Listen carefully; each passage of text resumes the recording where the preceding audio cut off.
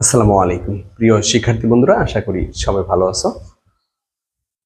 সামষ্টিক অর্থনীতির খুব গুরুত্বপূর্ণ একটি প্রশ্ন নিয়ে তোমাদের সামনে হাজির হয়েছি। মোট দেশজ উৎপাদন হতে কিভাবে ব্যক্তিগত ব্যয়যোগ্য আয় নির্ণয় করা যায়, অথবা জিডিপি হতে কিভাবে ডিপিআই নির্ণয় করা যায়। ভেরি ভেরি ইম্পর্টেন্ট একটি প্রশ্ন। আমরা মনোযোগ সহকারে প্রথম থেকে শেষ পর্যন্ত ক্লাসে দেখবো ইনশাআল্লাহ। শুরুতে আমরা মোট দেশজ উৎপাদন বা জিডিপি এর সংজ্ঞা দিয়ে নিব।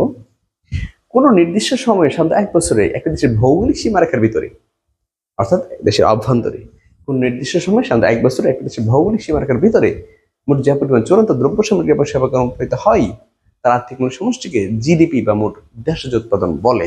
অর্থাৎ একটা দেশের ভিতরে যা উৎপাদন হয় তাই জিডিপি। দেশের লোক উৎপাদন করুক, দেশের বাইরে মানুষ উৎপাদন করুক, দেশের ভিতরে উৎপাদিত হলেই সেটা জিডিপি।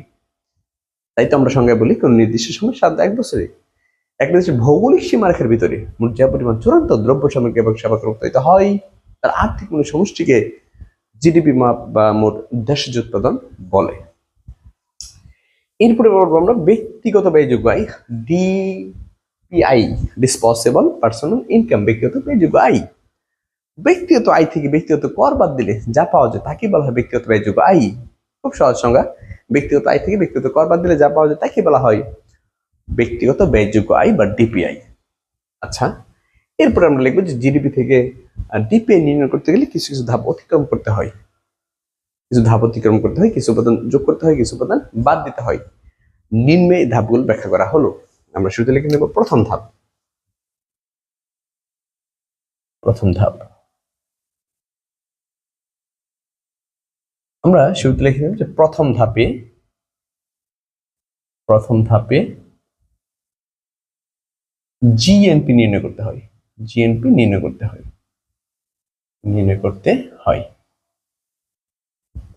কি করতে হয়? প্রথম ধাপে জিএনপি নির্ণয় করতে হয়। আর জিএনপি নির্ণয় করতে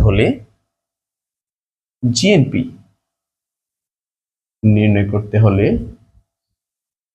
জিডিপি এর সাথে এক্স মাইনাস এম যোগ করতে হয়। নিট রপ্তানি যোগ করতে হয়, এক্স মাইনাস এম যোগ করতে হয়।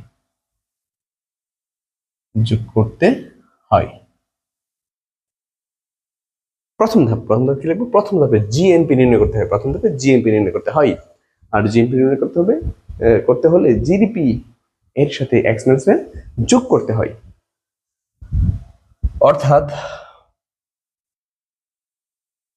অর্থাৎ জিএনপি সমান GDP plus X minus M.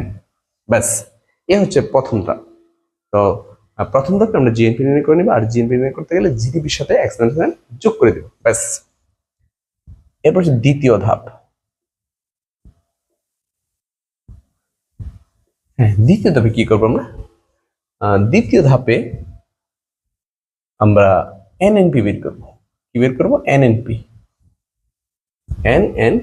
বের করে নিব। আর এনএনপি নির্ণয় করতে দ্বিতীয় ধাপে কি করতে হবে? এনএনপি নির্ণয় করতে হবে। আর এনএনপি নির্ণয় করতে গেলে যেটা করতে হবে আমরা লিখে নেব যে এনএনপি নির্ণয় করতে গেলে লিখেই নেই। দ্বিতীয় ধাপে এনএনপি নির্ণয় করতে হয় বা হবে। আর এনএনপি নির্ণয় করতে হলে এনএনপি একটু শর্ট করে যদি লিখে ফেলি যে জিএনপি থেকে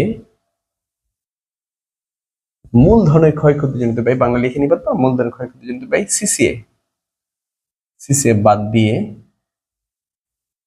জিএনপি হতে মূলধনের ক্ষয়ক্ষতিজনিত ব্যয় সিসিএ বাদ দিয়ে এনএনপি নির্ণয় করতে হয়।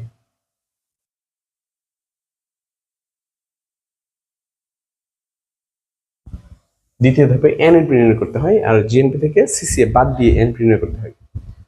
আমরা কিন্তু লিখে নিতে পারি যে অর্থাৎ এনএনপি সব ফর্মুলা হচ্ছে জিএনপি মাইনাস সিসিএ। এই হচ্ছে এনএনপি।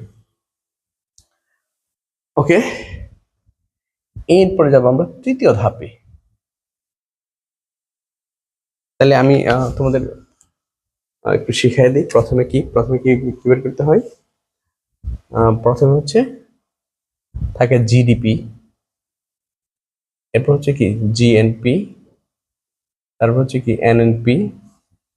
ওকে, তৃতীয় ধাপ, এটা তো মূলটা, এটা হচ্ছে প্রথম ধাপ, এটা হচ্ছে দ্বিতীয় ধাপ। আর তৃতীয় ধাপে হচ্ছে তোমার জাতীয় বের করতে হয়। তৃতীয় ধাপে এনআই, এনআই মানে জাতীয় আয় নির্ণয় করতে হয়। এনআই নির্ণয় করতে হয়। আচ্ছা, এনআই কিভাবে নির্ণয় করবো আমরা? যে এনআই নির্ণয় করতে হয় এনএনপি থেকে, এনএনপি থেকে পরোক্ষ কর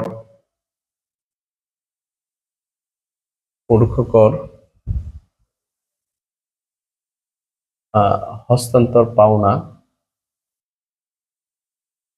সরকার, একজন মিনিং যদি প্রতীক যদি লিখে নিই, পরোক্ষ করটি আই, তোমরা প্রতীক লিখে নিবা। তৃতীয় ধাপে এনআই নির্ণয় করতে হয়, আর এনআই নির্ণয় করতে গেলে এনএনপি থেকে পরোক্ষ কর, তারপর হস্তান্তর পাওনা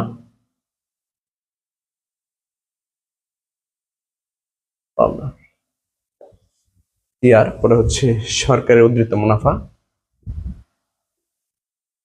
সরকারের উদ্ধৃত মুনাফা, এটাকে প্রকাশ করা হয় এসজি দ্বারা। তারপর হচ্ছে এসজি যোগ করতে হয়,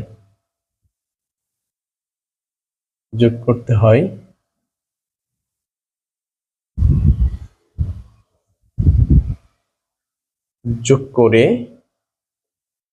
এবং ভর্তুকি হচ্ছে এসবি সাবসিডারি বিয়োগ করে এনআই নির্ণয় করতে হয়।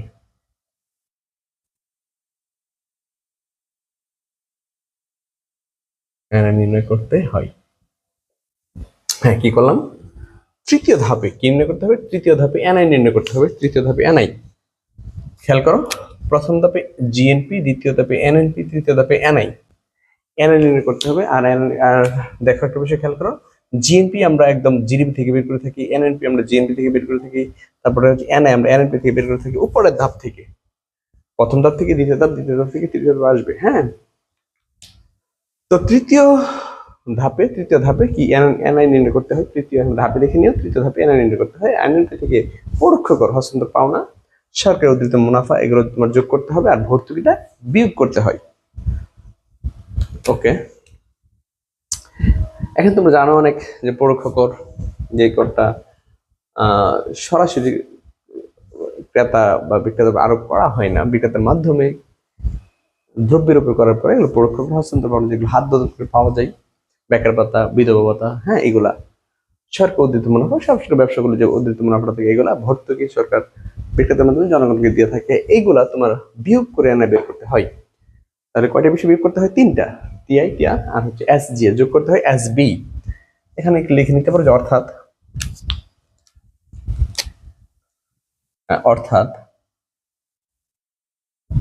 এনআই সমান, এনআই বের করবো এনএনপি থেকে, এনআই বের করবো না থেকে এনএনপি থেকে বাদ দিতে হয় পরোক্ষ কর হস্তান্তর পাওনা, সরকারের উদ্ধৃত মুনাফা, যোগ করতে হয় ভর্তুকি।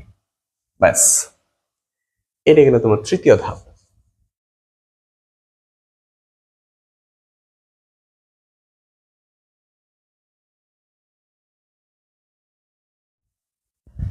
এরপর চতুর্থ ধাপ, আর এখানে হচ্ছে এনআই।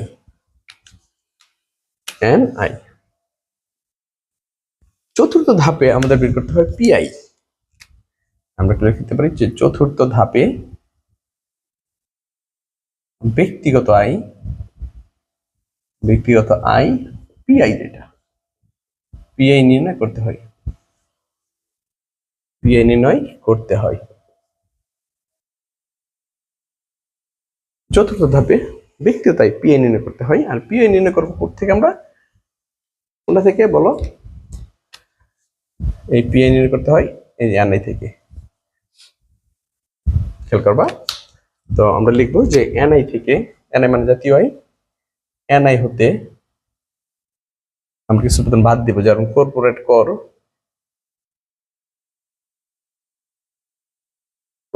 কর, পিসি, তারপর হচ্ছে কর্পোরেট মুনাফার অবন্টিত অংশ,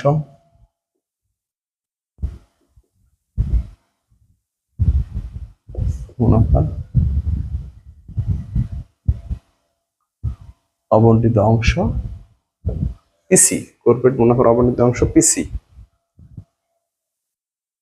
আর সামাজিক নিরাপত্তার জন্য প্রদত্ত বীমা, আইএস। সামাজিক নিরাপত্তার জন্য প্রদত্ত বীমা আইএস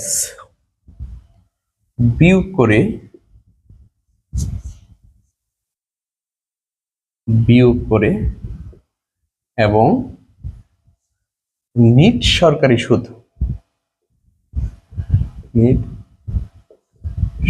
সুদ, আইএনজি যোগ করে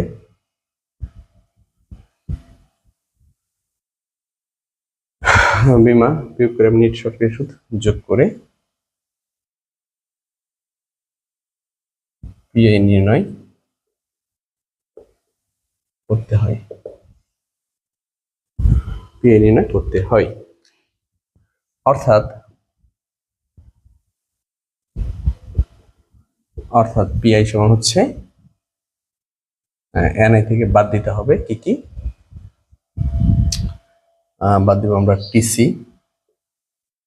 পিসি আইএস, যোগ করব কি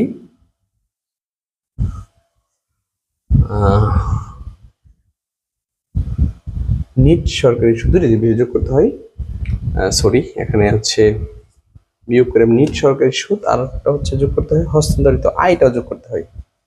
নিট সরকারি সুদ ও হস্তান্তরিত আই টিপি যোগ করে পিএন নির্ণয় করতে হয়। এখানে হচ্ছে টিপি আর হচ্ছে আইএনজি যোগ করতে হয়, টিপি আর হচ্ছে আইএনজি এইটি যোগ করতে হয়। তো চতুর্থ ধাপে আমরা পিআই নির্ণয় করবো, আর পিআই নির্ণয় করতে গেলে এনএ থেকে বাদ দিতে হয় কর্পোরেট মুনাফার অবন্টিত অংশ, সামাজিক নিরাপত্তার জন্য প্রদত্ত বীমা, আর যোগ করতে হয় নিট সরকারি সুদ আর হচ্ছে হস্তান্তরিত আয়, যোগ করতে হয়। এগুলো চতুর্থ ধাপ। ব্যাস, লাস্ট হচ্ছে পঞ্চম ধাপ। তাহলে চতুর্থ ধাপ হচ্ছে পিআই, আর পঞ্চম ধাপ হচ্ছে ডিপিআই। পঞ্চম ধাপ আমরা একটু পঞ্চম ধাপ লিখে নিব, যে পঞ্চম ধাপে ডিপিআই মানে ব্যক্তিগত ব্যয়যোগ্য আয় নির্ণয় করতে হয়।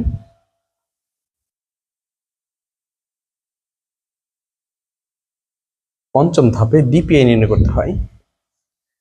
এখানে একটু লিখে নেব আমরা যে পিআই মানে ব্যক্তিগত আয় থেকে, পিআই থেকে ব্যক্তিগত কর পিটি বাদ দিয়ে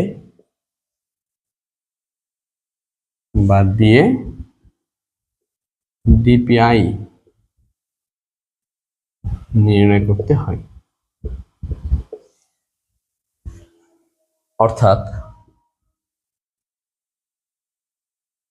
ডিপিআই সমান পিআই থেকে বাদ যাবে পিটি। ব্যাস। তো ডিপিআই থেকে তোমার ওই জিডিপি থেকে ডিপিআই নির্ণয় করতে গেলে ধাপ অতিক্রম করতে হয় টোটাল 5টা। এই হচ্ছে প্রথম ধাপ, ভালো করে খেয়াল করবা। প্রথম ধাপে হচ্ছে জিএনপি থেকে, প্রথম ধাপে আমাদের জিএনপি বের করতে হয়, জিডিপি থেকে এক্সপোনেনশিয়াল এম যোগ করে। দ্বিতীয় ধাপে আমাদের এনএনপি বের করতে হয়, এনএনপি বের করতে গেলে জিএনপি থেকে বাদ দিতে হয় মূলধনের ক্ষয়ক্ষতির জন্য ব্যয়, সিসিএম। তৃতীয় ধাপ আমাদের এনআই বের করতে হয়। কি বের করতে হয়? এনআই। আর এনআই বের করতে গেলে এনপি থেকে বাদ দিতে হয় পরোক্ষ কর হস্তান্তরিত পাওনা, সরকারি মুনাফা আর হচ্ছে ভর্তুকি যোগ করতে হয়। চতুর্থ ধাপ পিআই বের করতে হয়, পার্সোনাল ইনকাম ব্যক্তিগত আয়। আর ব্যক্তিগত আয় বের করতে গেলে তোমাকে জাতীয় আয়, জাতীয় আয়, ন্যাশনাল ইনকাম, জাতীয় থেকে বাদ দিতে হয়। কর্পোরেট কর, কর্পোরেট মুনাফার অবনীত অংশ, সামাজিক নিরাপত্তার জন্য বীমা যোগ করতে হয়। অস্থান্তর আয় আর নিট সরকারি সুদ। লাস্ট পঞ্চম ধাপ, ব্যক্তিগত আয় থেকে ব্যক্তিগত কর বাদ দিয়ে আমি ডিপিআই নির্ণয় করতে পারি। অর্থাৎ ধাপগুলো কি? প্রথম হচ্ছে জিডিপি, জিডিপি থেকে আসবে কি জিএনপি, তা থেকে আসবে কি এনএনপি, তা থেকে আসবে কি এনআই, তা থেকে আসবে কি পিআই, তা থেকে আসবে ডিপিআই। আমরা খুব সুন্দর করে এই ধাপটি এভাবে ভালো করে শিখে নেব এবং জাতীয় ম্যাথমেটিক্যাল টার্মগুলো সমাধান করতে আমাদের এগুলো খুব ভালোভাবে জানতে হবে। আশা করি ক্লাসটা সবাই খুব ভালো করে বুঝতে পেরেছো, খাতায় ভালো করে লিখে ভালো করে শিখে নিবা। আমার ক্লাস যদি ভালো লাগে তুমি তোমার বন্ধু বান্ধব সবাইকে অনলাইন ক্লাসের বিষয়ে শেয়ার করো। ভালো থেকো, সুস্থ থাকো, আসসালামু আলাইকুম।